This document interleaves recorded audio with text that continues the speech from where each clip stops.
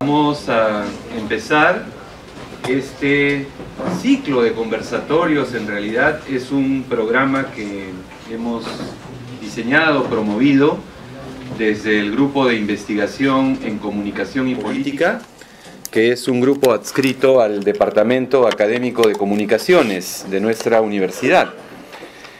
Y nos interesó ya desde hace algunos meses poder promover espacios de encuentro y diálogo con los actores políticos, las actoras políticas que en el día a día, en coyunturas electorales y no electorales, están tratando de construir, consolidar propuestas políticas, propuestas de cambio, trabajar para ser gobierno, también, como no, ser oposición en algunas coyunturas, ¿no?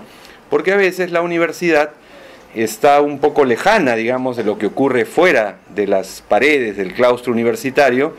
Investigamos, reflexionamos, pero no tenemos frecuentemente este contacto con quienes hacen la política en el día a día, ¿no? Y en este marco hemos invitado a Verónica Mendoza Frisch. Ella es peruano-francesa, nació en Cusco, ¿verdad? Si no me equivoco, en el año 1980, o sea, es bastante joven. Es hija de cusqueño y de madre francesa, diríamos así, es franco-peruana, ¿no? Antropóloga con máster en Ciencias Sociales de la Universidad París III, Sorbona, Nueva de París, en el año 2006. Hizo una tesis sobre educación bilingüe intercultural, representaciones, conflictos y perspectivas en las comunidades andinas del Perú, y trabajó en derechos humanos de los pueblos indígenas, interculturalidad y gobernanza territorial. Ha sido también congresista de la República en el periodo 2011-2016, fue elegida en el marco de la Alianza Gana Perú, pero luego renunció en el año 2012 en el contexto del conflicto en Espinar, en el Cusco. Ha promovido leyes y políticas por la recuperación de la soberanía energética, el fortalecimiento de la institucionalidad ambiental, el ordenamiento territorial, los derechos de los pueblos indígenas, de las mujeres, de la comunidad LGTBIQ y más, entre otros temas. Ha sido candidata presidencial por la coalición Frente Amplio en el año 2016, estuvo muy cerca de pasar a la segunda vuelta, recordemos, y es actualmente presidenta del Movimiento Nuevo Perú, organización que promueve la justicia social, la igualdad en la diversidad. Es también ambientalista y feminista.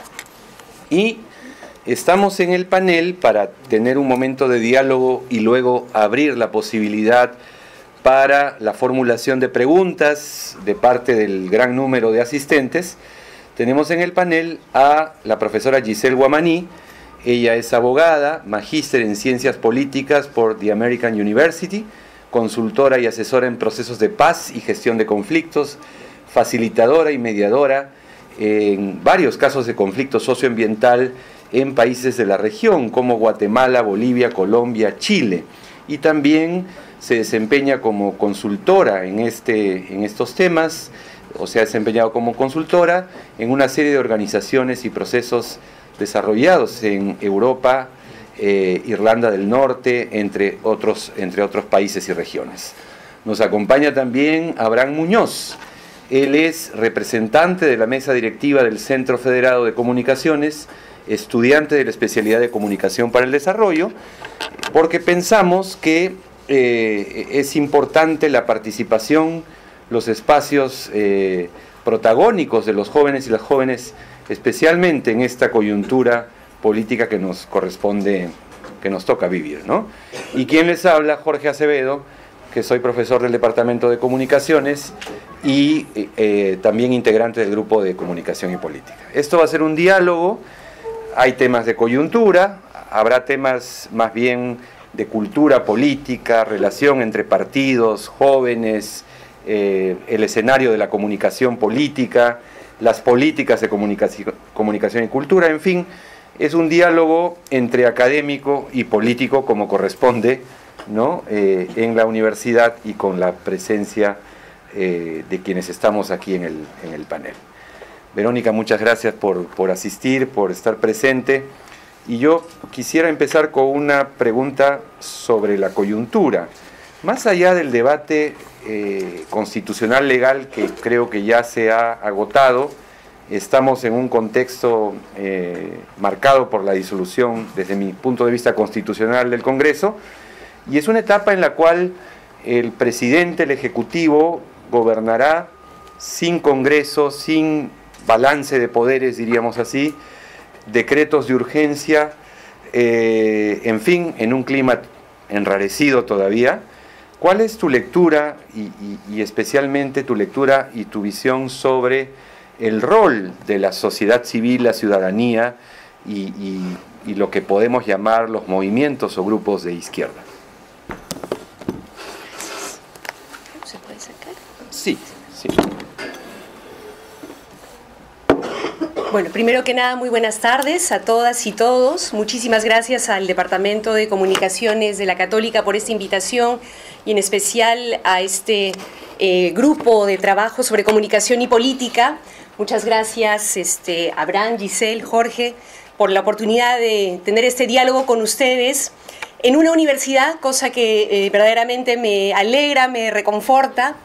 Me refresca un poco luego de esta turbulenta coyuntura política. Efectivamente, es reconfortante saber que estudiantes, docentes, investigadores de las universidades, además de dedicarse a lo suyo, están preocupados, interesados, inquietos por lo que pasa en el país, como a mi juicio siempre debiera ser. Una universidad, creo yo, no tiene sentido si solamente se propone proveer de mano de obra, inteligencia eficiente para un país y no se plantea también contribuir a construir una ciudadanía involucrada, consciente, participativa, activa para transformar esa sociedad y transformar el Estado que hoy tenemos para el bien común. Entonces me alegra mucho que aquí se esté dando este espacio y esta posibilidad de hablar de política, aunque claro, esa palabrita nos genere como escalofríos a veces. Creo que es importante reivindicarla y reapropiárnosla. O sea, ya nos han robado bastante los corruptos, que no nos roben además la capacidad de hacer política genuinamente como debe ser a partir de el diálogo, la organización, la movilización, la reflexión y el debate ciudadano, en este caso universitario. A ver, sobre la coyuntura, ¿qué decir? Creo que es importante mirar más allá de los titulares de la prensa, porque creo que lo que acabamos de vivir es muchísimo más que un cierre constitucional del Congreso, sino que estamos atravesando como país una suerte de, diría, nudo crítico de nuestra historia. Y es un nudo crítico no solamente respecto a las relaciones entre poderes, ejecutivo, legislativo, ¿no es cierto?, que eventualmente para algunos se dirimirá en el Tribunal Constitucional, mientras que para otros ya está claramente resuelto, y lo ha resuelto la ciudadanía desde las calles y con su opinión, sino que además creo que con esta crisis de poderes se ha develado una crisis muchísimo más profunda de un Estado, de un modelo de desarrollo, de unas reglas de juego que creo evidentemente ya no dan más. Han revelado ser caducas porque han permitido que a lo largo de estos años, porque no se trata solamente de este Congreso de mayoría corrupta y mafiosa, sino a lo largo de todos estos años se haya generalizado la corrupción en todos los niveles y sectores del Estado. y creo que esto se grafica muy bien en el hecho de que todos nuestros expresidentes elegidos, ojo, en democracia, bajo estas reglas de juego, estén siendo hoy investigados, procesados por corrupción. Y más allá de ellos, altos funcionarios que los acompañaron en sus gobiernos, y más allá de ellos, empresarios connotados, representativos de la clase empresarial tradicional, que también están siendo procesados por corrupción, y más allá de ellos, connotados estudios de abogados, ¿no?, que encontraban los vericuetos legales adecuados para poder corromper y robarle recursos al pueblo peruano, ¿no? Entonces, creo que la crisis va mucho más allá del choque de poderes. Creo que las reglas de juego con las que ha venido funcionando el Estado ya no dan más. Y no solamente por la corrupción generalizada, sino porque los problemas de la ciudadanía no están siendo atendidos en su justa dimensión, ¿no? Creo que es evidente, lo dicen las cifras, pero también lo dice la gente. La economía está estancada, hay cada vez menos chamba, la gente se está quedando sin chamba y la poca chamba que hay es cada vez más precaria, los ingresos de las familias están cayendo, la situación de la inseguridad ciudadana no es que haya mejorado de manera importante en los últimos años, ¿no? El acceso a la salud y salud pública en particular sigue siendo un drama cotidiano.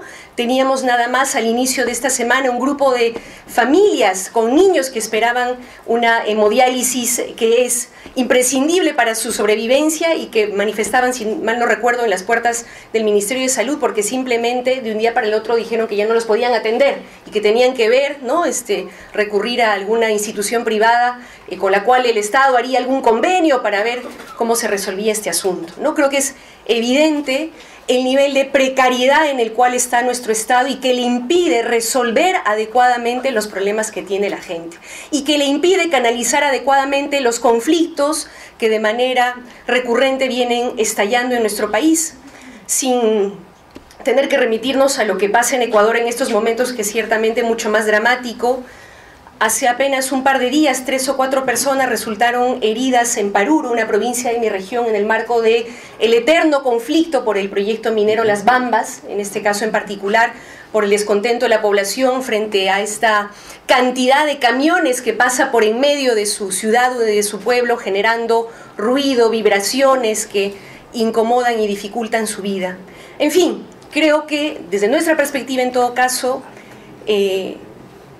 la manera como funciona el Estado, las reglas de juego que hemos definido y que están en nuestra Constitución y nuestra normativa tienen que ser revisadas y cambiadas, ¿no?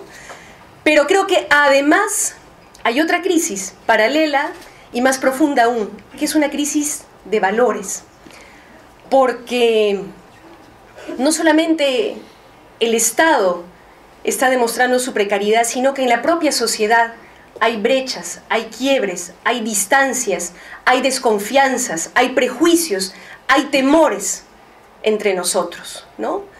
Creo que para todos es evidente que lamentablemente en nuestra sociedad todavía priman y no parecen a veces cerca de disolverse estos sentidos comunes racistas, autoritarios, machistas, que lo digan las mujeres, ¿no?, si podemos vivir tranquilas hoy en el Perú, homofóbicos, xenófobos, ¿no?, activados recientemente,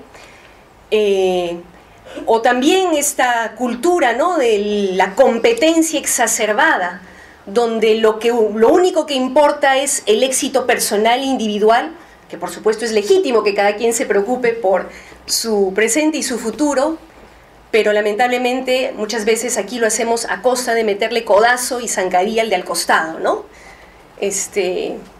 Para poder cada uno salir adelante, ¿no? Y creo que es importante también discutir sobre esto, porque el Estado que tenemos es también de alguna manera a la imagen y semejanza de lo que es nuestra sociedad.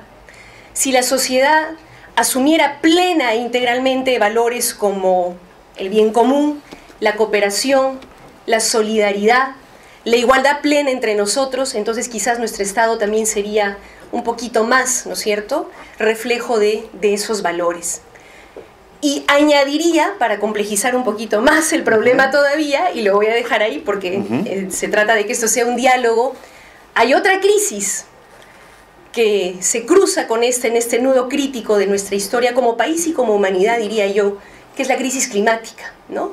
Que ha movilizado felizmente, y eso es algo esperanzador, hace algunas semanas, de manera multitudinaria, sobre todo a los y las jóvenes a lo largo y ancho del mundo y del país, cosa que no ha sido, a mi juicio, adecuadamente relevada por los medios de comunicación, para decir algo sobre el tema de la comunicación, pero que devela que estamos tomando cada vez más conciencia de lo gravitante, dramático y urgente que es este tema. Sobre todo en un país como el nuestro, que es uno de los más vulnerables al cambio climático, donde miles de familias dependen para su sobrevivencia de los impactos del clima sobre las actividades económicas que realizan, como la agricultura o la pesca, y es un tema que pone en cuestión no solamente nuestro estado, nuestras reglas de juego, sino nuestros modos de vida, de producción, de relacionarnos entre nosotros y de relacionarnos con la naturaleza. Y pone en cuestión también desde una perspectiva ética cuán solidarios somos capaces de ser. Si podemos ser solidarios con el que está al lado, con la familia, con los amigos, con el barrio, con la comunidad, con el país. Si podemos ser solidarios además con las generaciones futuras, a quienes no conoceremos, pero cuya vida depende de lo que hagamos hoy, y si podemos ser solidarios además con otras especies que viven en el planeta y con quienes compartimos este único planeta que tenemos y que sin embargo estamos depredando de manera agresiva. Entonces creo que lo que resolvamos los y las ciudadanos, porque de nosotros depende, no depende de los políticos, lo que resolvamos hoy en este nudo crítico de nuestra historia va a ser determinante para la resolución de estas distintas crisis paralelas.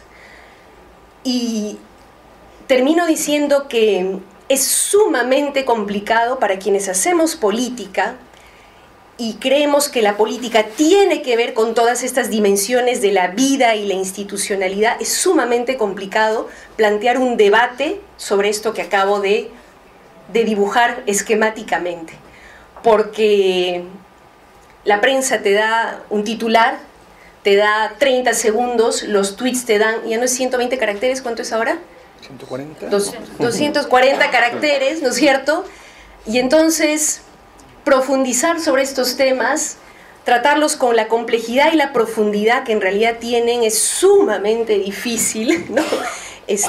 En un mundo de las comunicaciones tan volátil y acotado, ¿no? Tan agresivo a veces, sobre todo en su encuentro con la política. Pero bueno, es un desafío que nos toca asumir y que ojalá este diálogo nos ayude a dilucidar cómo hacerlo de la mejor manera. Voy con una segunda pregunta y luego mis colegas tendrán también la oportunidad de formular preguntas. Lo que nos has descrito, y voy a quedarme en el terreno político, es una crisis de régimen político, ¿no? Que quiere decir que el tipo de actores que participan disputando, digamos, posiciones de gobierno en rol de oposición y las reglas de juego están en crisis, ¿no? Y por lo tanto, en el marco de discusión, de una discusión de reformas, será necesario discutir y acordar nuevas reglas. No va a ser sencillo, porque va a haber muchas resistencias, pero ese es uno de los desafíos. En esta crisis de régimen, más allá de la coyuntura de cierre del Congreso, se abre una oportunidad, una nueva oportunidad, para que fuerzas políticas que no pasaron a la segunda vuelta, que no han tenido mucho protagonismo en los últimos años, puedan volver a tener un espacio. Y me refiero al sector en general de izquierda o de centro izquierda, ¿no? ¿Cuáles serían, digamos, algunos de los aspectos centrales de una agenda de izquierda en este contexto, en esta coyuntura? Precisamente en la medida en que estamos ante un nudo crítico de nuestra historia y que la crisis es de régimen e incluso civilizatoria, diría yo. Creo que hay que mirar esta etapa que se nos abre como país como un momento de transición. Entonces, más que una agenda, creo que nos toca tener varias agendas en función de los tiempos a los cuales nos referimos.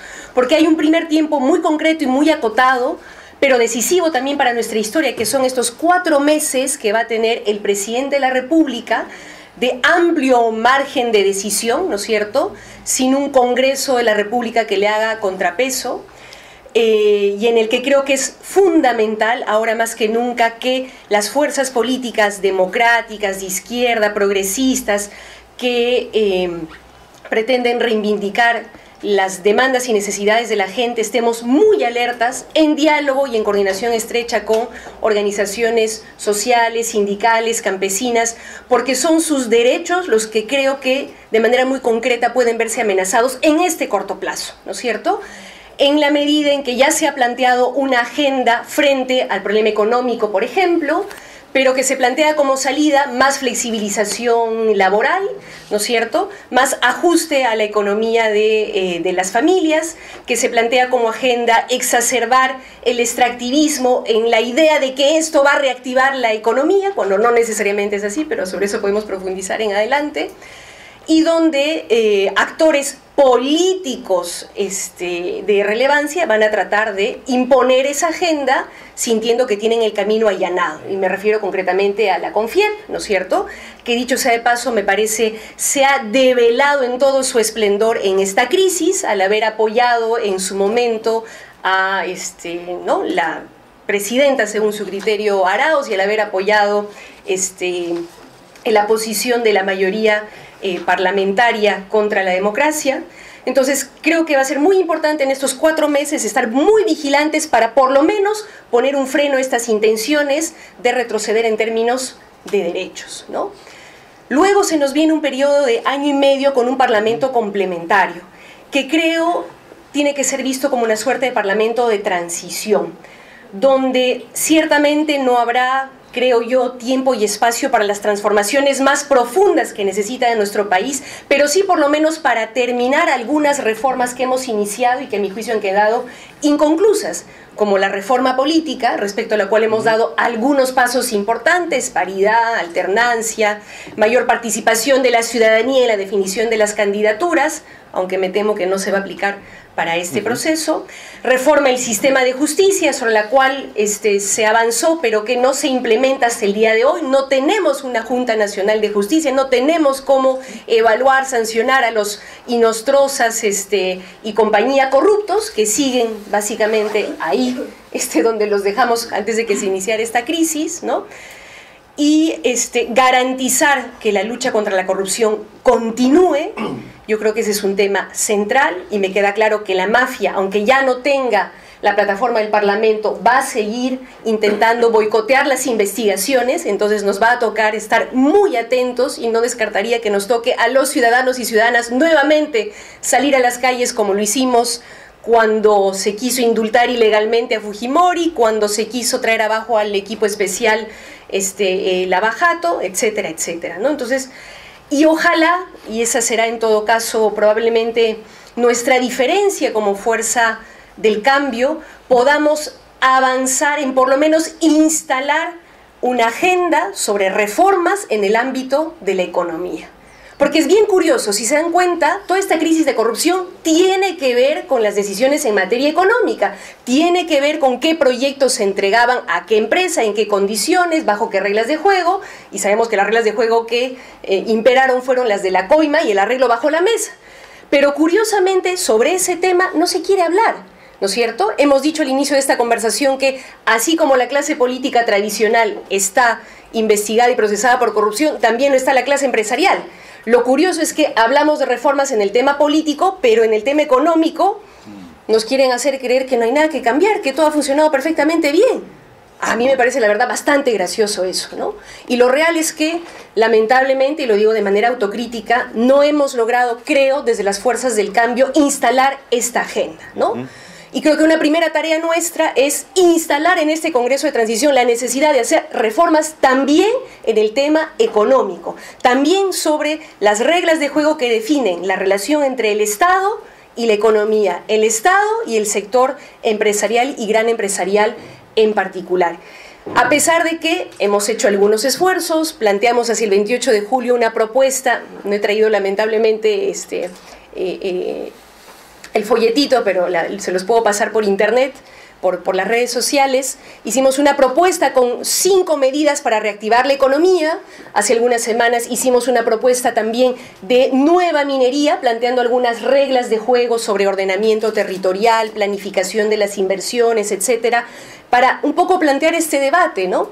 Pero lamentablemente creo que no hemos tenido aún la fuerza suficiente para colocar estos temas en el centro del debate político y ciudadano. Entonces creo que un desafío para nosotros va a ser eso, lograr que en este Congreso y momento de transición se instalen por lo menos estos debates y ojalá se avance en algunos de ellos, ¿no? Y hacia adelante, de cara al 2021, sí, ojalá entonces hayamos llegado en condiciones como país, no solo como fuerzas de izquierda o progresistas, para tocar los debates más de fondo, ¿no? Y para profundizar las reformas para que podamos recuperar plenamente la democracia para los ciudadanos y el Estado para ponerlo al servicio de la gente.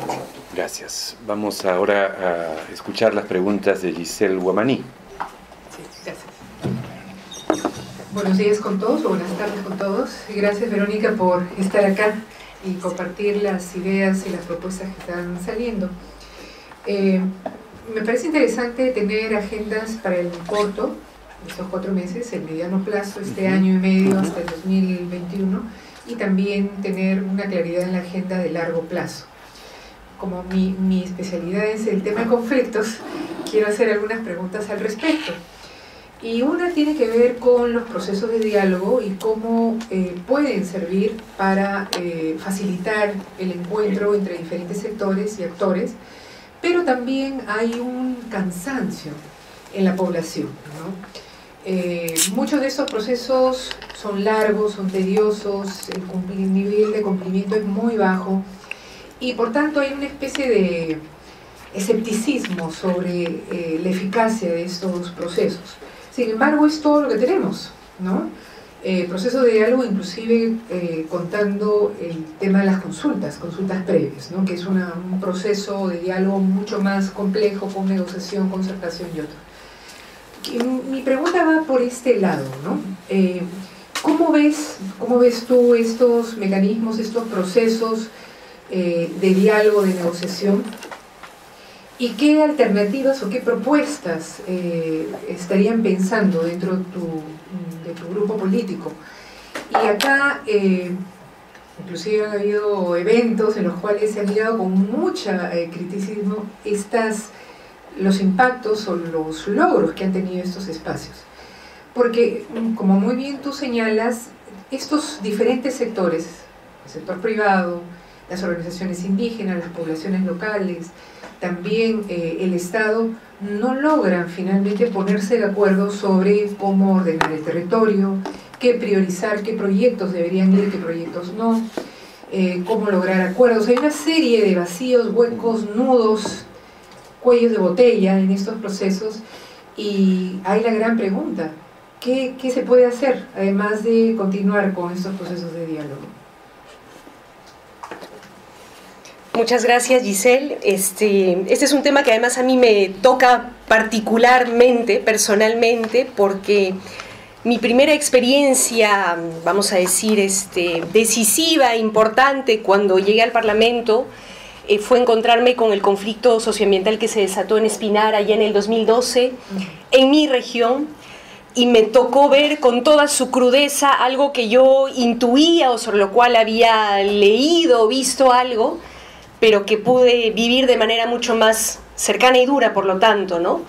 Y es el nivel de precariedad que tiene nuestro Estado para atender estos conflictos, en la medida también en que no es capaz siquiera de ver que los conflictos socioambientales no son el problema, son apenas un síntoma del problema de fondo, que no quiere ser visto, una vez más, no quiere ser atendido, no quiere ser resuelto, ¿no? Porque efectivamente, así como en el caso de Espinar y ahora en el caso de Las Bambas, mesas de diálogo ha habido un montón. O sea, diálogo no ha faltado. Decenas de mesas de diálogo, por lo menos de lo que a mí me ha tocado ver de manera muy cercana. En el caso de Espinar se hicieron varias mesas de diálogo, de hecho la del 2012 no había sido la primera, han ocurrido varias después. Se hicieron mesas de diálogo por temáticas, por sectores, por comunidades, se suscribieron compromisos, ¿no?, que fueron además asumidos vía decretos supremos por el Ejecutivo, con incluso compromisos de partidas presupuestales, pero una y otra vez esos compromisos quedaron en el aire, los conflictos volvieron a estallar, el diálogo se volvió a instalar y así de manera cíclica y recurrente, ¿no? Y eso es porque creo que precisamente, como decía hace un momento, no se quiere ver más allá de los síntomas, no se quiere atender el problema de fondo, ¿no? Y el problema de fondo tiene que ver con las reglas de juego, nuevamente, para ordenar la relación entre el Estado, el sector privado, la ciudadanía, las poblaciones locales y el territorio, ¿no?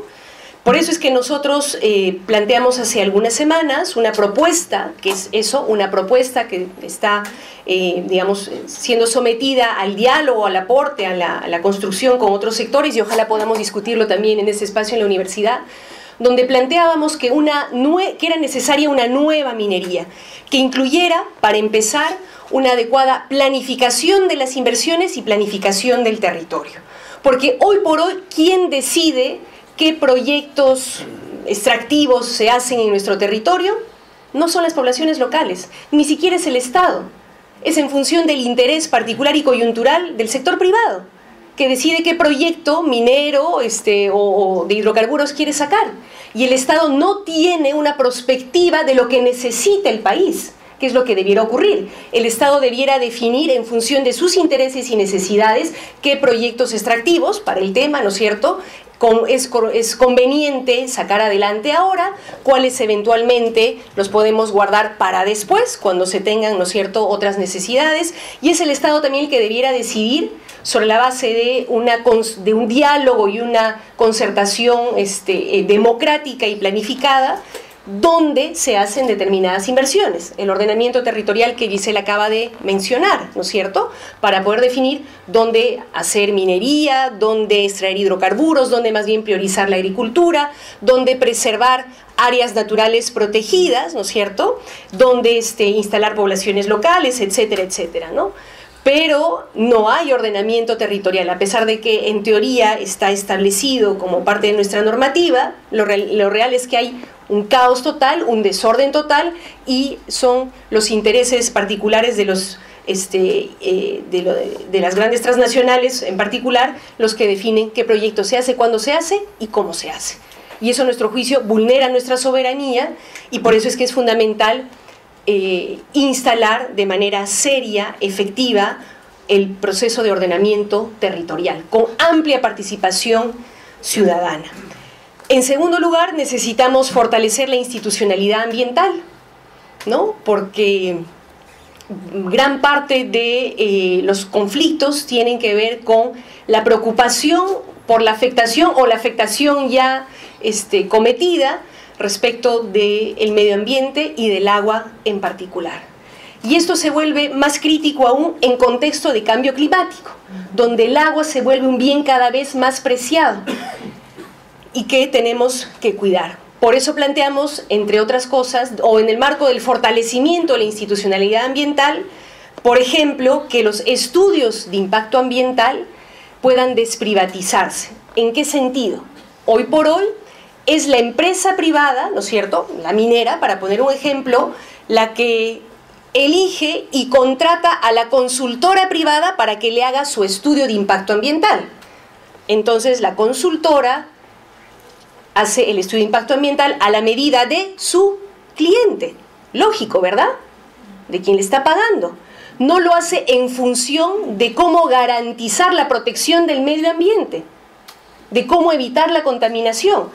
es una variable que tomará en cuenta ciertamente, pero su prioridad es garantizar que se apruebe el estudio de impacto ambiental, ¿no? Y satisfacer así la demanda de su cliente. Por eso nos parece fundamental, y este es solo un ejemplo, que el Estado juegue un papel importante en la definición de cómo se hacen los estudios de impacto ambiental, quién los hace, ¿no es cierto?, y acompañe todo el proceso con los plazos adecuados y con las capacidades humanas adecuadas, porque últimamente se han ido recortando muchísimo los plazos para la revisión de los estudios de impacto ambiental, lo cual nos somete a la posibilidad de que estos no sean lo suficientemente eficientes para garantizar la protección del medio ambiente, ¿no? Y sobre los procesos de diálogo y de consulta, creo que hay que hacer un balance de lo que ha ocurrido en los últimos años, ¿no? Porque si bien es cierto, se han implementado varios procesos de participación e incluso de consulta previa a pueblos indígenas en el marco de la implementación de proyectos extractivos. La verdad es que en la mayoría de los casos se han reducido a meros trámites administrativos, ¿no?, a momentos efímeros de información y no a verdaderos diálogos interculturales donde la ciudadanía pueda tener pleno entendimiento y conocimiento de lo que está en juego con determinado proyecto, ¿no? Por eso nos parece importante valorar lo que ha propuesto sobre este tema, por ejemplo, la Defensoría del Pueblo, que dice lo que se debiera consultar en este tipo de casos es el estudio de impacto ambiental, porque es la herramienta donde están expresadas todas las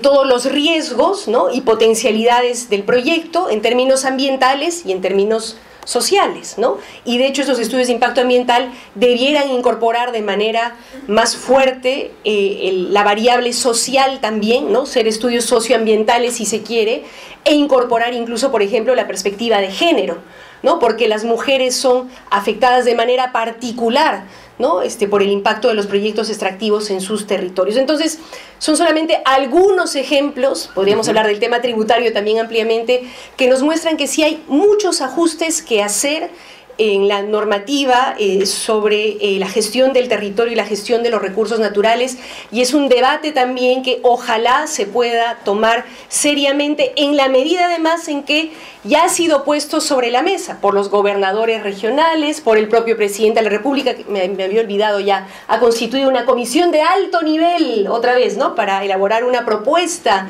para una nueva minería, pero ojalá que más allá de la comisión de alto nivel podamos también tener un amplio diálogo de la ciudadanía, de las universidades, del sector privado, y que involucre también a las poblaciones locales que ya han tenido experiencia en de relacionamiento con las empresas extractivas y con el Estado, y que tienen seguramente muchísimo que decir, y a quienes no se suele escuchar, sino más bien reprimir y criminalizar. Hagamos democracia, escuchémoslo, hagámoslo partícipes de estos cambios también. Bien, vamos a escuchar una pregunta más de Giselle, luego las dos preguntas de Abraham, y tendremos el espacio para que ustedes también puedan hacer algunas preguntas. Giselle, por favor.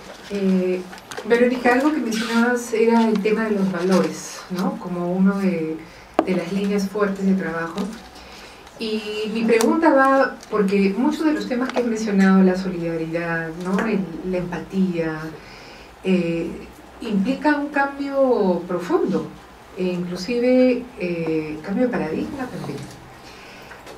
¿Cómo verías tú el poder trabajar en el Perú esos nuevos valores, considerando que somos una sociedad de post-conflicto, de posguerra interna? Que no es lo mismo que otra sociedad que ha tenido sus procesos democráticos normal. Tenemos un paquete en las espaldas que a veces no lo hablamos, no lo trabajamos suficientemente, y sobre todo en las regiones hay muchas cicatrices, hay memorias, hay recuerdos que se instalan y generan desconfianza permanente, y en algunos casos inclusive conductas que muestran traumas que han quedado en estas historias locales. Entonces, yo no conozco de que haya habido un estudio de todo país para poder identificar cuáles son esas condiciones mentales, psicológicas que tenemos en la población, pero definitivamente estos valores de la colaboración, de la solidaridad, de la empatía, tiene una raíz en la historia que hemos tenido en el pasado. ¿Cuál es tu perspectiva? ¿Cómo ves tú trabajar en el mediano y en el largo plazo, ese nivel de cambiar los valores o fomentar este otro tipo de valores que tú muy bien señalabas?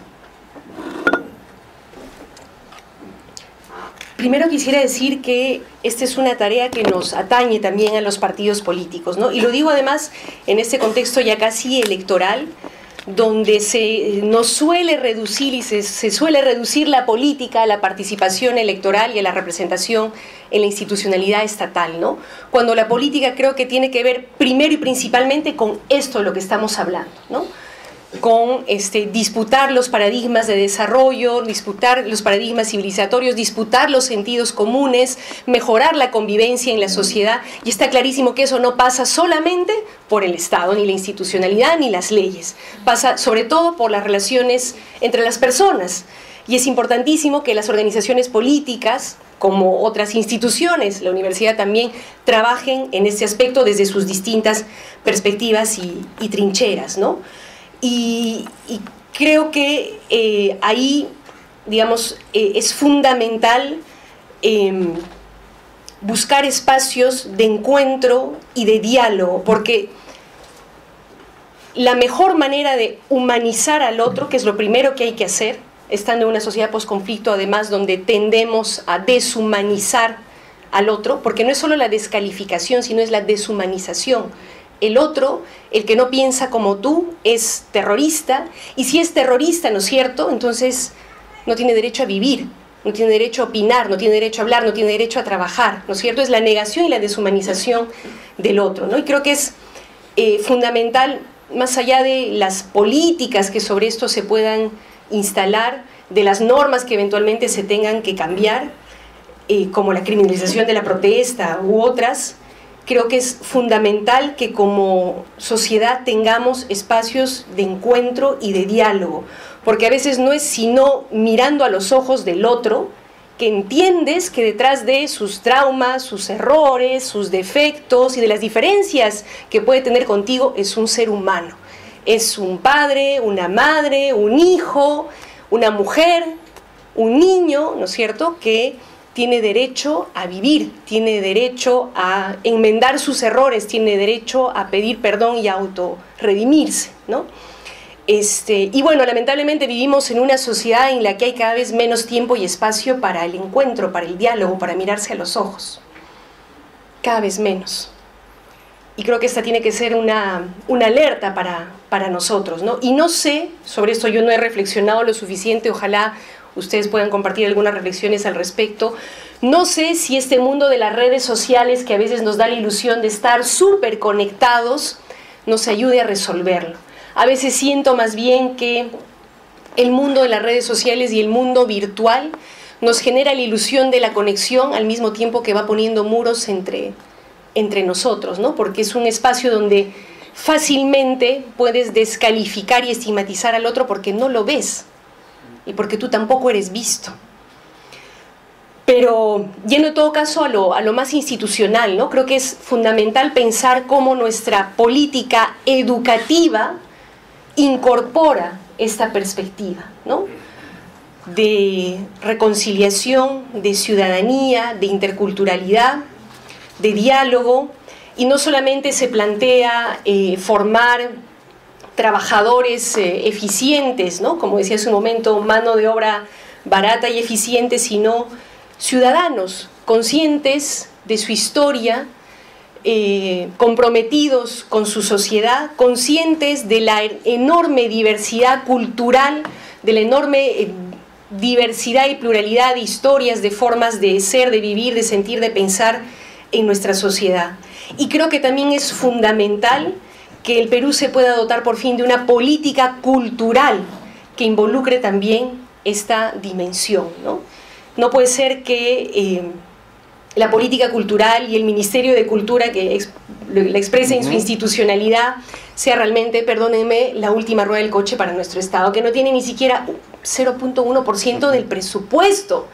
O sea, por Dios, eso es inadmisible en un país como el Perú, que necesita reconciliarse con su historia, que necesita conocer y reconocer su historia, en una sociedad además no solamente post-conflicto, sino post-colonial, donde aún perviven en nuestra memoria y en nuestra identidad la idea de que lo indio, lo indígena, lo serrano es inferior, donde el racismo todavía, aunque silenciosamente, pervive entre nosotros. Todo eso tiene que ser abordado por una política cultural seria, adecuadamente diseñada, y otra vez, no solamente desde las oficinas y desde la academia, que tiene muchísimo que dar, sino también y sobre todo desde los actores, desde la gente, ¿no?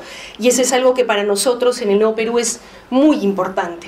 Hacer política, sí, desde la técnica, desde el conocimiento académico, institucional, científico, pero también y sobre todo con la gente. Esa es la clave de este tipo de transformaciones. Si no es con la gente y si no partimos desde el punto de vista en el que se sitúa la gente en el momento, entonces no hay posibilidad de hacer cambios. Primero hay que escuchar qué piensa y siente la gente sobre cada uno de estos temas, conectar con eso y a partir de ello plantearse la disputa de los sentidos comunes. Gracias. Las preguntas ahora de Abraham Muñoz, dirigente estudiantil de comunicaciones. Bueno, Verónica, ante todo, agradecido de que estés acá presente con nosotros. Mi pregunta iba también del lado de la preocupación por el tema de la política actual, la coyuntura que tenemos. Y básicamente, bueno, se vive una falta de credibilidad en las instituciones públicas por todo lo que ha venido ocurriendo con el Congreso, con las medidas. Hemos tenido un referéndum hace más o menos 2 años y también se han hecho diferentes consultas previas en diferentes regiones del país. Mi principal duda es acerca del ausentismo político que hay en las personas.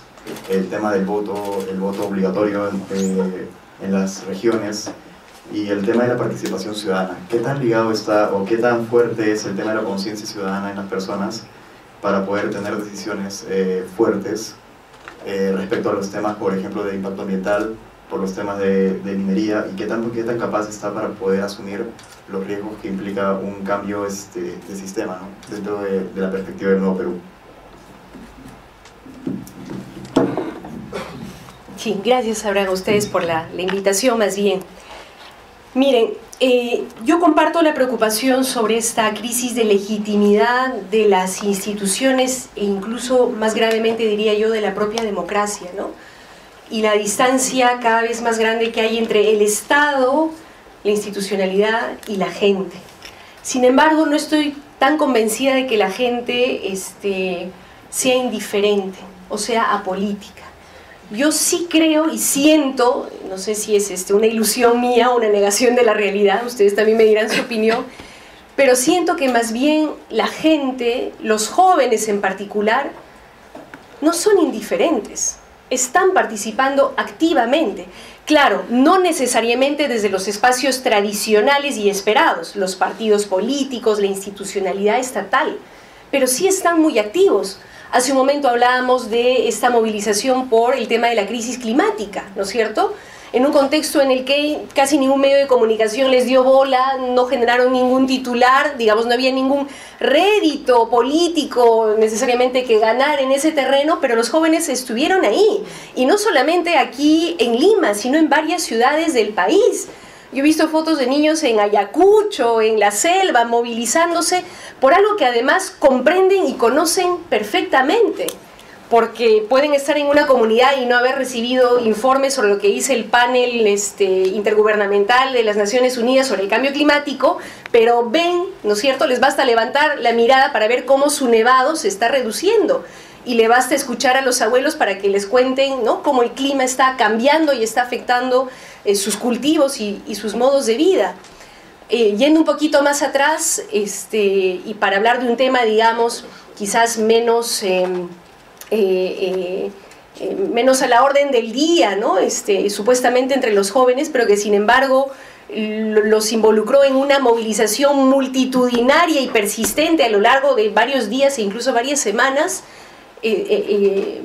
Me remito a lo que fue la movilización en el tema de la ley Pulpín, donde a pesar de que tenían al inicio a todos los medios de comunicación en su contra, con indiferencia o con argumentos despectivos respecto a su posición y a prácticamente toda la representación política tradicional en su contra, los jóvenes no se vieron frenados en su voluntad de salir a las calles y decir su verdad, y no solamente protestar al nivel de lograr que muchos se tragaran sus palabras, ¿no es cierto?, como algún congresista que dijo que era una ley maravillosa que había que aprobar ya y que semanas después tuvo que desdecirse, ¿no es cierto?, sino también siendo capaces de plantear una propuesta alternativa, cosa que fue espectacular, ¿no?, que no ha sido lamentablemente recogida aún dentro de la política laboral de ningún gobierno, pero que está ahí, elaborada por los propios jóvenes, o las sucesivas movilizaciones que quizás no han sido multitudinarias, pero creo que sí han sido acompañadas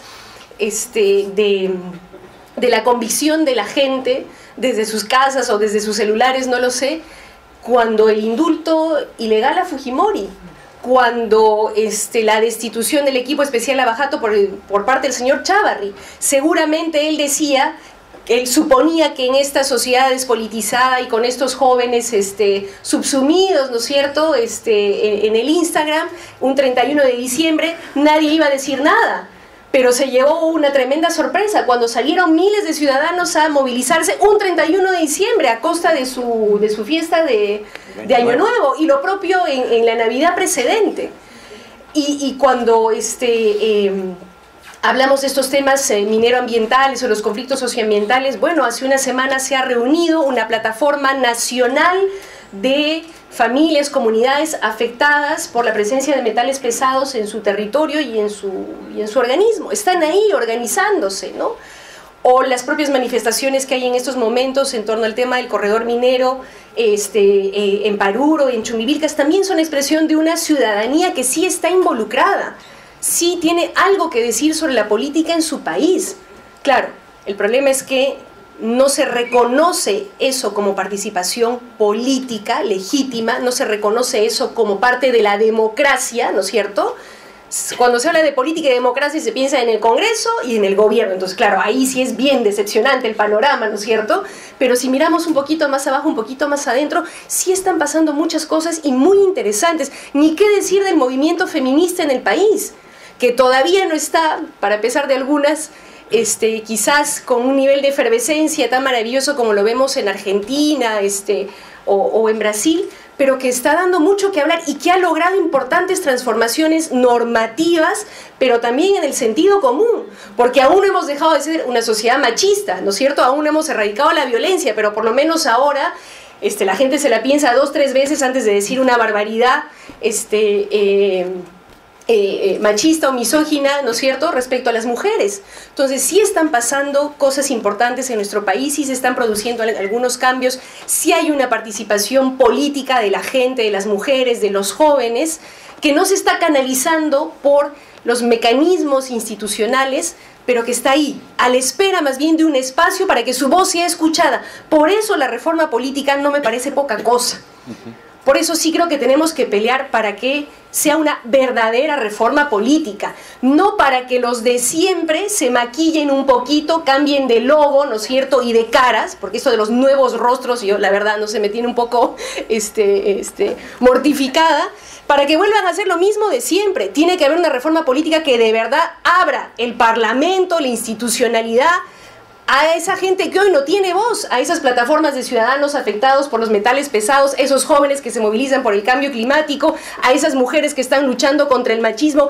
Esas son las voces que tienen que tener ahora representación en la institucionalidad, y la reforma política tiene que darse con esa perspectiva, y esa es una pelea que todavía no hemos ganado. Se quiere hacer, ¿no?, algunos parches para dar la impresión de que estamos cambiando, para que en realidad todo siga igual, y esa es una pelea, y eso no lo podemos permitir. Entonces una primera pelea que tenemos que dar es para que haya de verdad una reforma política que canalice esa voluntad ciudadana de hacer algo por su país, que sí la hay. Yo estoy convencida de que la hay, yo la siento, yo la oigo, la gente la expresa, solamente hay que escucharla, hay que escucharla.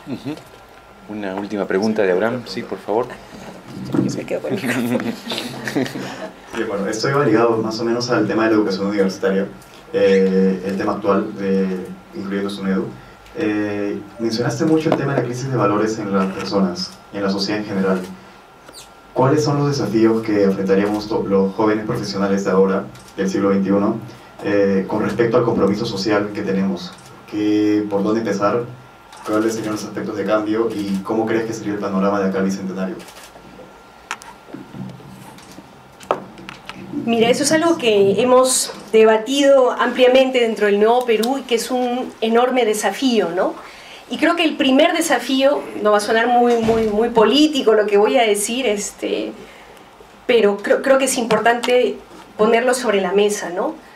El primer desafío es asumir que cada uno de nosotros, individual y colectivamente, ¿no es cierto?, nosotros también somos sujetos y objetos de antivalores. Somos oprimidos, pero también somos opresores. Estamos contra el machismo, pero hemos bebido toda nuestra vida del machismo. Lo tenemos aquí, aquí y aquí. Estamos todos contra el racismo, pero hemos nacido y crecido en una sociedad racista y nos aflora naturalmente, ¿no es cierto? Queremos evitarlo, pero a veces se nos escapa, ¿no? Estamos contra la exacerbada competencia entre nosotros y estamos a favor de la solidaridad, pero a la hora de la hora, cuando alguien que está a nuestro lado le va bien, nos morimos de envidia y queremos estar en su lugar, ¿no es cierto? Y decimos, ¿por qué yo no? En lugar de alegrarnos de lo bien que está haciendo el otro.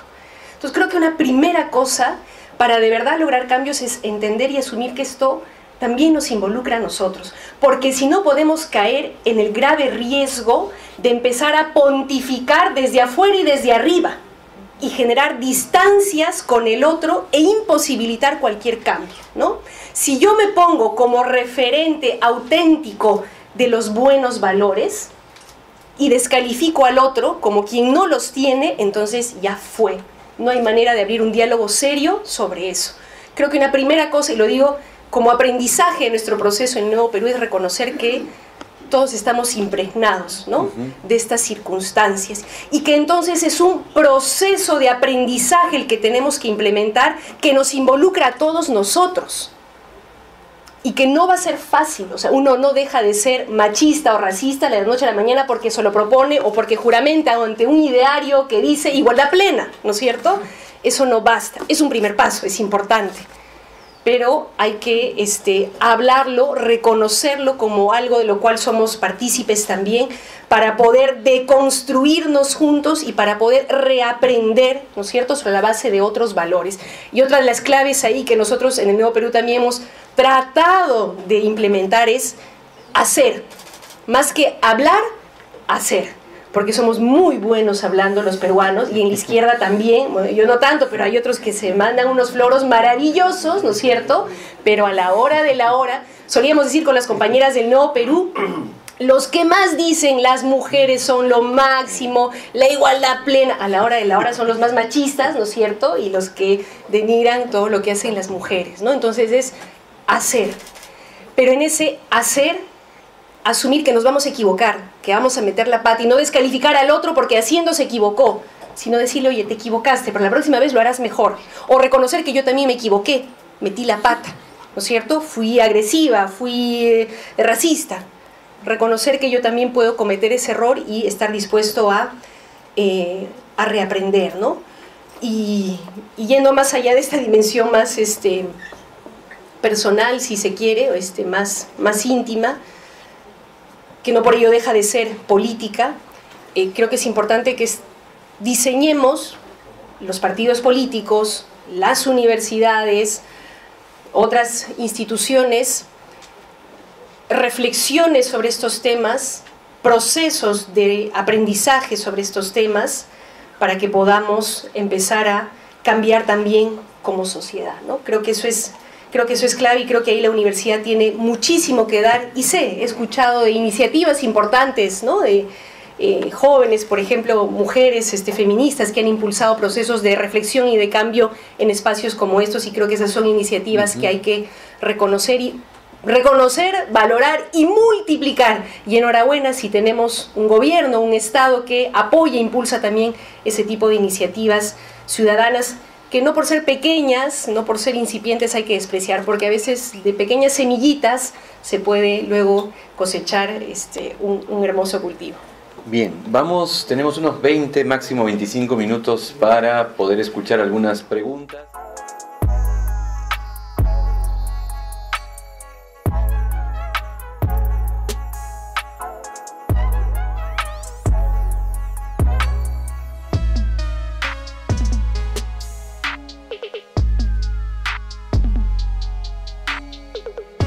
Sobre estos 4 meses de amplio margen de maniobra que va a tener el Ejecutivo, efectivamente creo que hay que estar muy vigilantes. Y ojo, no porque, no sé, pues el señor Vizcarra sea malo necesariamente y haya estado esperando este momento para hacer todo lo que quería hacer, sino porque está en nuestra naturaleza humana y, digamos, la situación institucional se lo va a plantear.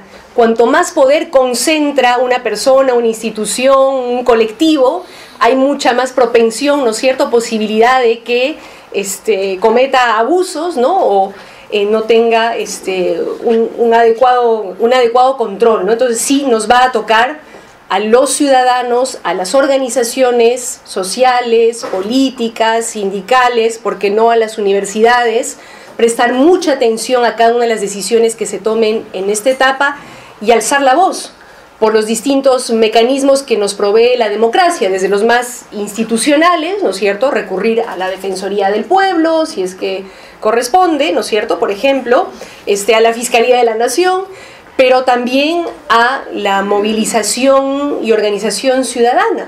La protesta es un derecho absolutamente legítimo, fundamental en democracia, que si bien es cierto en nuestro país está estigmatizado, vapuleado, es imprescindible. Y no hay país democrático en el que su ciudadanía no salga a la calle recurrentemente para expresarse, ¿no?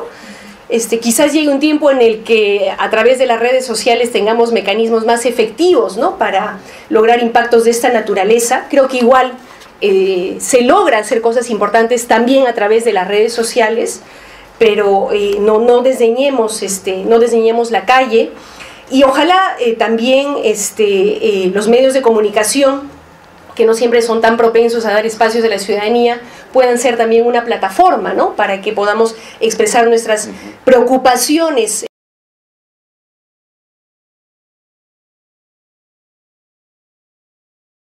Sobre el tema de la comunicación y la participación de la gente, ¿no?, en un eventual gobierno del Nuevo Perú o de las fuerzas del cambio.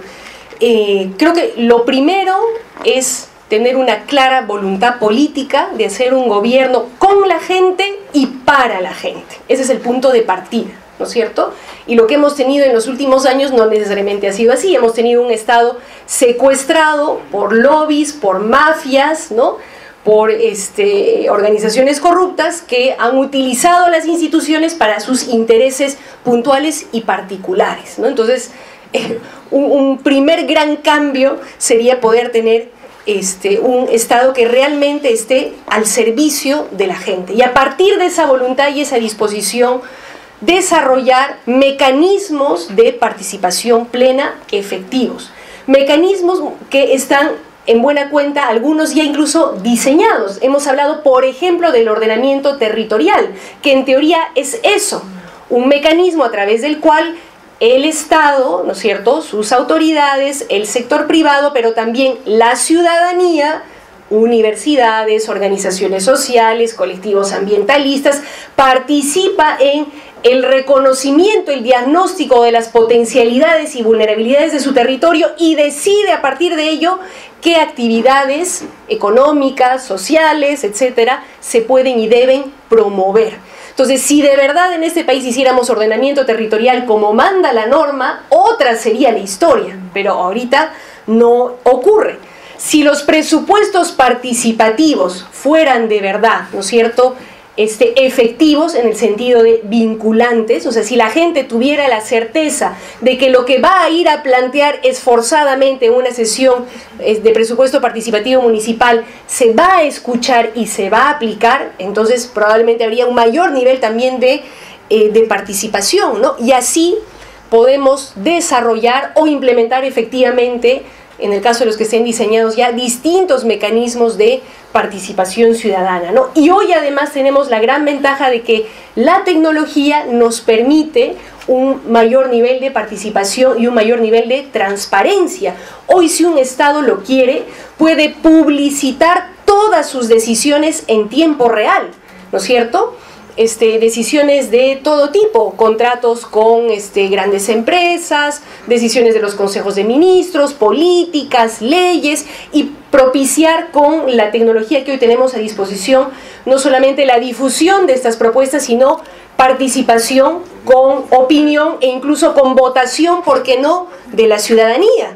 Podría perfectamente aplicarse, ¿no?, mecanismos de votación de la ciudadanía para determinadas leyes o políticas donde se abren amplios debates.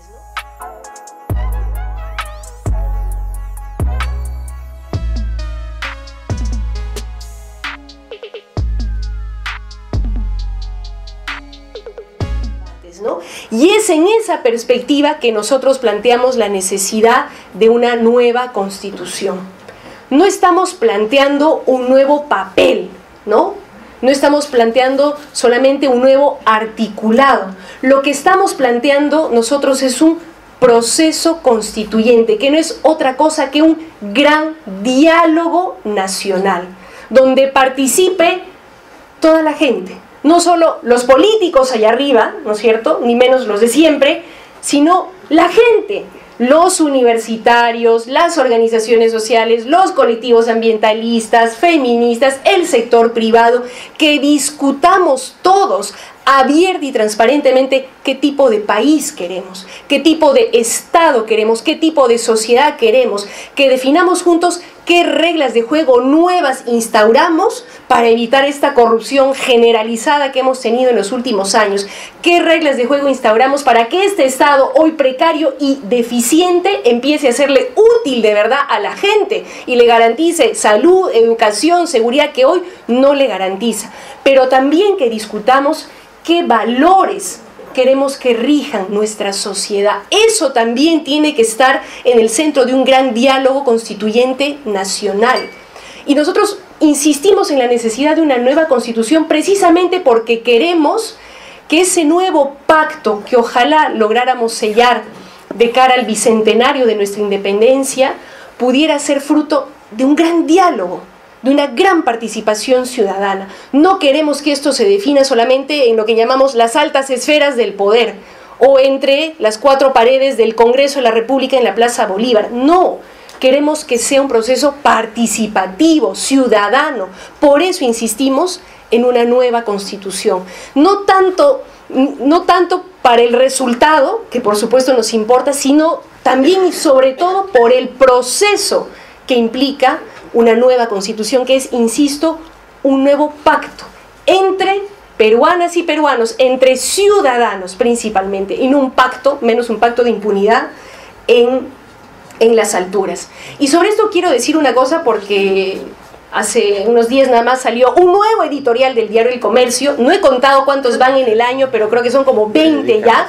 Cada 2 o 3 semanas más o menos nos dedican un editorial en el que básicamente repiten la misma idea y que ha sido muy bien expresada por quien ha participado hace unos momentos, ¿no? Esta acusación de que horror, nosotros aprovechamos toda circunstancia para plantear nuestra posición de cambio de modelo económico y cambio de constitución porque queremos, ¿no?, porque estamos defendiendo nuestros intereses. Bueno, la verdad a mí me da risa, porque es verdad, obvio que queremos aprovechar cualquier oportunidad de diálogo ciudadano, de expectativa e interés ciudadano por la política para plantear democrática y legítimamente nuestra perspectiva y nuestra posición. Por supuesto que aprovechamos en el buen sentido de la palabra cada vez que hay un estallido de conflicto social para decir, señores, necesitamos no solamente diálogo para parchar lo mal que se ha hecho, sino nuevas reglas de juego para que esos conflictos no se vuelvan a repetir, para que la gente no siga muriendo en conflictos sociales, para que la gente no se siga contaminando su sangre, su agua. Por supuesto que aprovechamos, y aprovechamos cada vez que hay un escándalo de corrupción para decir, ya ven, esto no es solamente un problema de personas, hay un problema de reglas de juego, cambiemos las reglas de juego. Entonces es bastante curioso que nos acusen, ¿no?, de plantear democráticamente nuestra propuesta. Yo la verdad no entiendo, ¿no? Y además para defender nuestros intereses, por supuesto que defendemos nuestros intereses, y nuestros intereses son el bien común, la soberanía del país, la soberanía popular. Esos son los intereses que defendemos. Pero nos quieren prohibir, ¿no?, el derecho a opinar y a plantear nuestra perspectiva, porque la crítica no es sobre nuestra propuesta, sino sobre el hecho que estemos planteando propuestas. Es alucinante. Nos acusan de plantear, ¿no es cierto?, nuestro proyecto de país abierta, legítima y democráticamente. Y ese es un grave problema, ¿no es cierto?, para hablar de comunicaciones y política, de que se quiera censurar algunas posiciones per se, ¿no?, y ni siquiera que permitir que se plantee el debate. Y rápidamente, sobre el fujimorismo.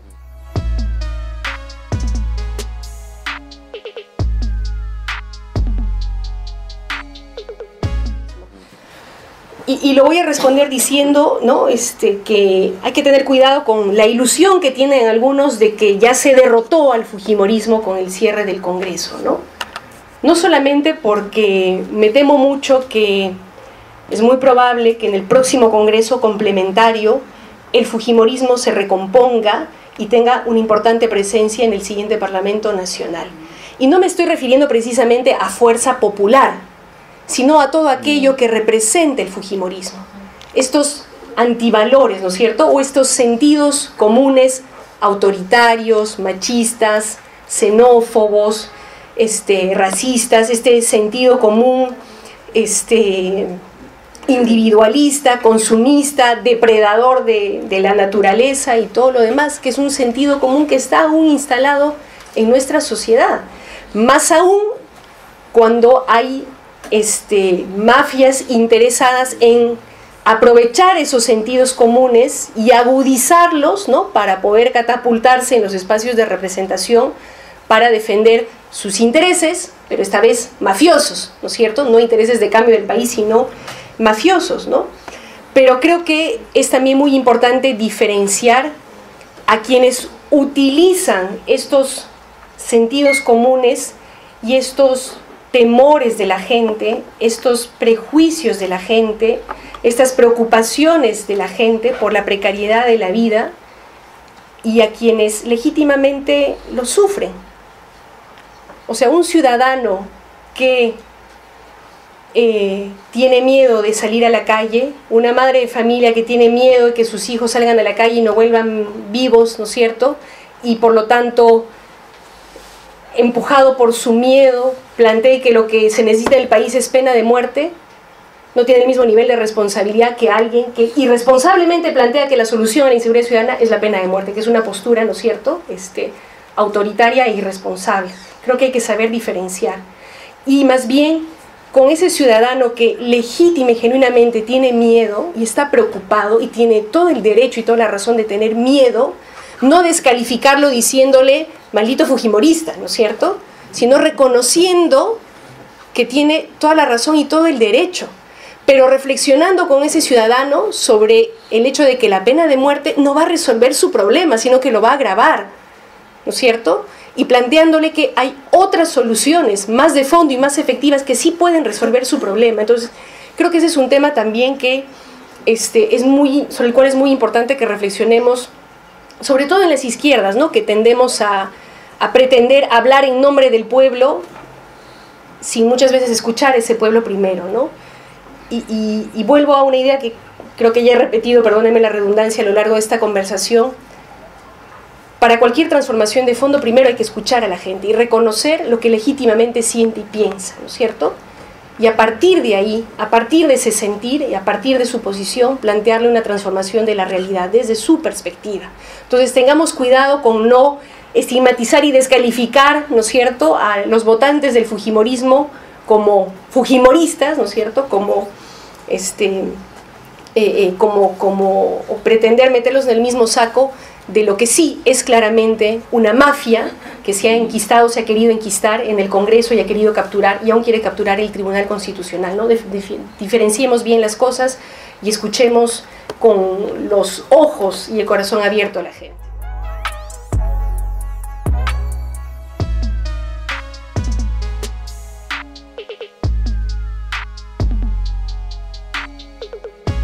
me alegra que haya voluntad de dialogar, ojalá haya otras oportunidades aquí o en otro lugar para profundizar en algunos de los temas que hemos planteado muy superficialmente seguramente, ¿no? A ver, sobre la primera pregunta, ¿no? Yo sí, y un poco lo decía en mi intervención anterior, ¿no? Me preocupa que en este contexto en el que sí hay una desafección por la política, una distancia enorme entre los ciudadanos y la institucionalidad, el Estado y la democracia, en el que hay precariedad, esté generándose un terreno fértil para una opción política autoritaria, conservadora o incluso reaccionaria, ¿no? Y creo que algunos actores políticos han intuido esto y hábilmente en los últimos tiempos se han dedicado a sembrar entre nosotros miedos, odios y desconfianzas hacia las mujeres, hacia los venezolanos, ¿no es cierto?, hacia los diferentes, la comunidad LGTBI también, y creo yo con una intención clarísima, ¿no?, que es la de poder luego capturar, ¿no?, esa gente legítimamente y genuinamente preocupada, asustada, ¿no es cierto?, para poder controlarla mejor y poder entonces dar rienda suelta a sus intereses particulares, que no son los del país, sino suelen ser intereses mafiosos, ¿no? Entonces, y ahí claro, se encuentran los extremos, ¿no?, los que han sido mencionados aquí, y nada más distante de una propuesta de izquierda, nada más distante de una propuesta de cambio, ¿no?, que lo que se plantea más bien es el pleno reconocimiento de todas las diversidades, de todas las disidencias, la igualdad plena, que está totalmente alejada de posturas xenófobas, homofóbicas o misóginas, ¿no? Pero sí creo que hay quienes están astutamente agudizando estas percepciones para poder capitalizarlas políticamente, ¿no? Y creo que tenemos que estar muy alertas para poder denunciarlo cuando corresponda, ¿no? Y tener mucho cuidado en no caer en el juego y en no pisar el palito, ¿no? Y ahí los partidos políticos tenemos una gran responsabilidad, pero quiero decirlo, los medios de comunicación también, ¿no? Estos titulares que exaltan la nacionalidad de algunos delincuentes, que lo son efectivamente, pero cuyo accionar delictivo no tiene nada que ver con su nacionalidad, son muy peligrosos. Y nadie está diciendo, lo digo también autocríticamente, nada sobre eso. Eso es absolutamente irresponsable y abona, ¿no?, a ese terreno de miedos, odios y desconfianzas que algunos pueden aprovechar políticamente, ¿no? Y no nos extrañemos, o sea, muchos creíamos al inicio que Bolsonaro era un payaso, que no había ninguna posibilidad de que un país tan hermoso y potente como el Brasil eligiera a alguien así como presidente, pero miren en qué situación están, ¿no? Ni qué decir de Trump. Entonces, no nos confiemos, estemos muy advertidos sobre estos posibles escenarios, denunciémoslos y tratemos de más bien nosotros no abonar a las distancias, miedos y prejuicios, sino acercarnos entre nosotros aunque pensemos diferente.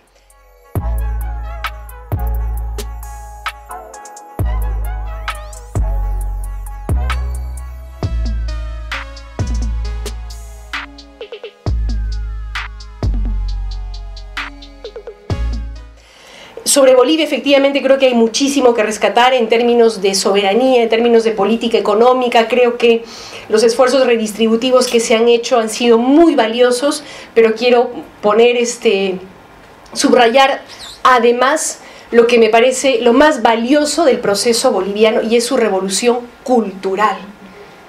Si hay algo maravilloso que ha pasado en Bolivia, más allá de la recuperación de la soberanía sobre sus recursos, es que, como me dicen varios amigos bolivianos, hoy el pueblo, ese pueblo indio, indígena, campesino que antes andaba con la cabeza gacha, que se avergonzaba de hablar su idioma, hoy toma las decisiones. Hoy tiene espacio de participación política plena. Y eso no va a retroceder en Bolivia, jamás. Y ese es un cambio de fondo, un cambio de paradigma, un cambio cultural muy importante que creo no se valora lo suficiente en el caso del proceso boliviano, porque claro, siempre lo vemos todo en clave económica, ¿no es cierto?, o economicista. Y nos olvidamos de que lo más importante en la política son las personas, lo que son y lo que sienten. Y en Bolivia se ha logrado un cambio sustancial en ese aspecto, y ojalá pudiéramos aprender un poquito más de ellos en este tema.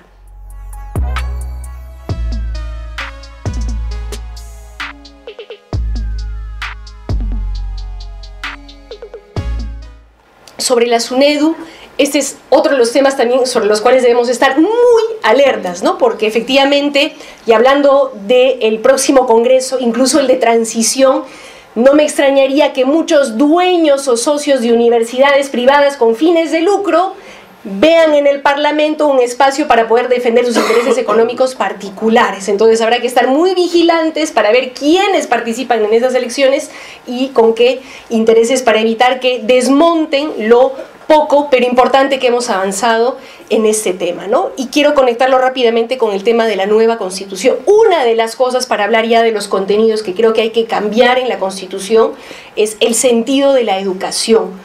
En la Constitución actual está reducida como derecho. No hay un compromiso pleno y efectivo del Estado de garantizar el acceso pleno a la educación, gratuita y de calidad. Hoy, la calidad de la educación a la que uno puede acceder depende, perdónenme, de cuánto billete tiene una familia. Y eso no es justo, y eso no puede seguir siendo así. Y no podemos permitir que la educación sea una mercancía más con la cual inescrupulosos y mafiosos lucren a sus anchas. Entonces, está bien lo que se ha logrado con la SUNEDU, pero creo que tenemos que ir más allá. Y que nuestra Constitución, nuestro pacto entre peruanas y peruanos diga claramente que la educación es un bien sagrado, un bien común que no se debe mercantilizar. Lo propio con el caso de la salud, y ojalá lo propio con la vivienda, que hoy ni siquiera existe como derecho en nuestra Constitución actual. Entonces creo que ahí también hay un tema muy importante sobre el cual ojalá podamos abrir un debate constituyente en adelante.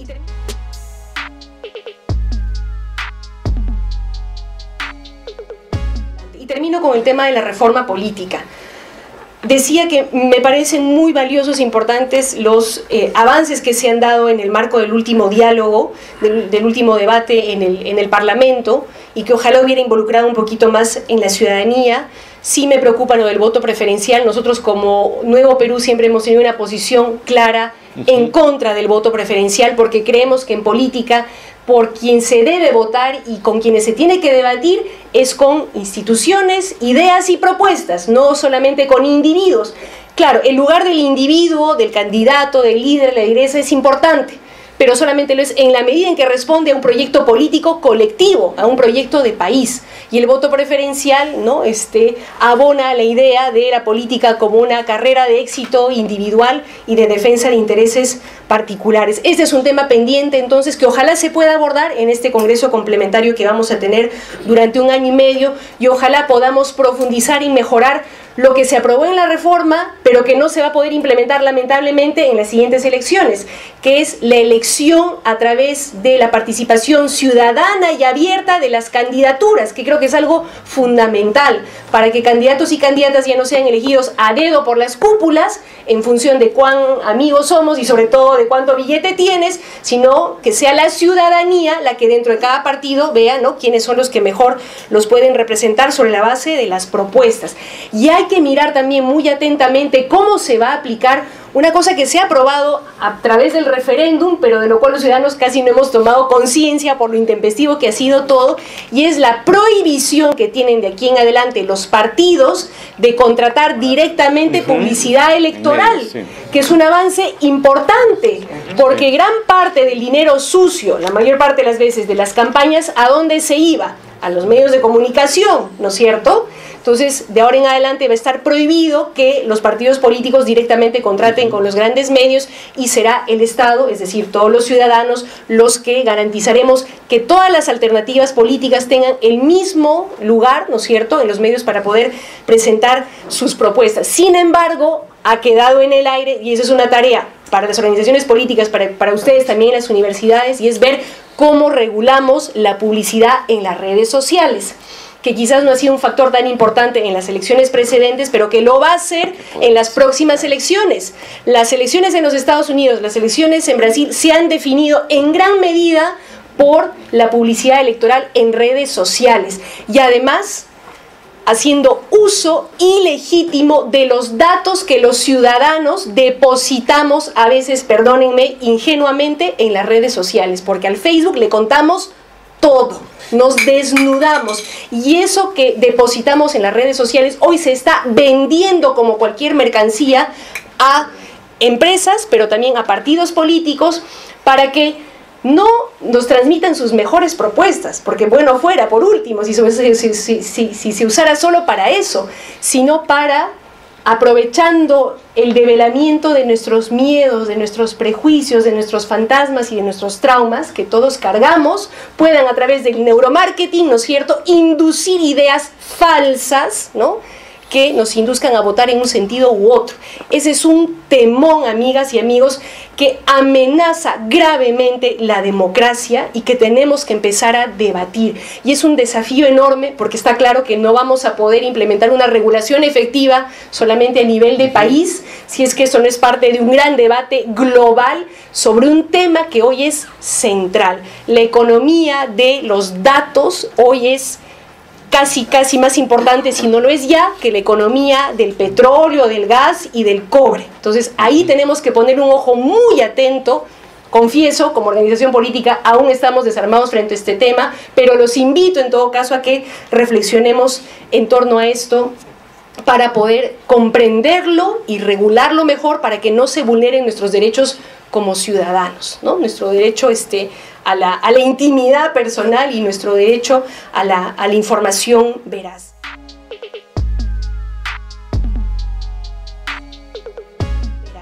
Finalmente, aunque sospecho que ya estoy sobre el tiempo, no quiero dejar en el aire. ¿Cómo va el partido? ¿Cómo va el partido? La pregunta más difícil. Sí. No.